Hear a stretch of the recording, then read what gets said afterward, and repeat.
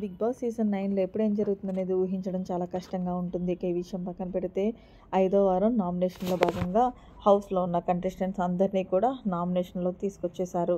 ఇక ఇందులో భాగంగానే ఈ వారం డబుల్ ఎలిమినేషన్ ఉంటుందన్న సంగతి తెలిసిందే. అయితే ఫ్లోరా ఈ పాటికే ఎలిమినేషన్ అయ్యి బయటకు వచ్చేసింది. అయితే డబుల్ ఎలిమినేషన్‌లో భాగంగా మరొక కంటెస్టెంట్ బలైందని చెప్పుకోవాలి.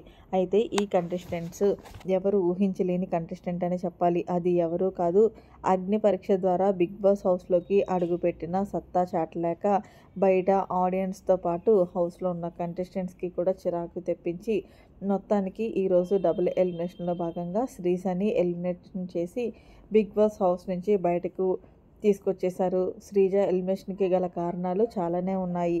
ముఖ్యంగా ఆమె హౌస్‌లో తన గేమ్ కన్నా పక్క వాళ్ళ గేమ్ మీద ఫోకస్ పెట్టడం, అనవసరంగా ప్రతి దానికి కూడా అరవడం, ఇది ఆమెకు మైనస్‌గా మారాయి. మొత్తానికి ఆమెను ఎలాగన్నా కూడా బిగ్ బాస్ హౌస్ నుంచి బయటకు తీసుకొచ్చేయాలని ఫిక్స్ అయిపోయారు. కానీ గత 2 వారాల నుంచి చూస్తే శ్రీజ ఎప్పుడైతే నాగార్జున గారు సీరియస్ వార్నింగ్ ఇచ్చారో అప్పటి నుంచి కూడా హౌస్‌లో కామ్ అయ్యింది. కానీ మొత్తానికి శ్రీజ ఈ వారం ఎలిమినేషన్ అవ్వాల్సిన కంటెస్టెంట్ కాదు. ఎందుకంటే రీతు, డెమాన్ పవన్ వీళ్ళిద్దరూ మాత్రమే ఓటింగ్ లిస్ట్‌లో ఉన్నారు. కానీ బిగ్ బాస్ పెద్ద స్కెచ్ వేయడం వల్ల మొత్తానికి ఇమాన్యుయేల్ పవర్ హస్త్రాన్ని యూజ్ చేసి, నువ్వు ఉన్న వాళ్ళలో ఎవరిని ఎలిమినేషన్ చేస్తావని అడిగితే నేను శ్రీజ అంటూ ఇమాన్యుయేల్ చెప్పడంతో మొత్తానికి పవర్ హస్త్రాన్ని యూజ్ చేసి శ్రీజని ఎలిమినేషన్ చేశారు.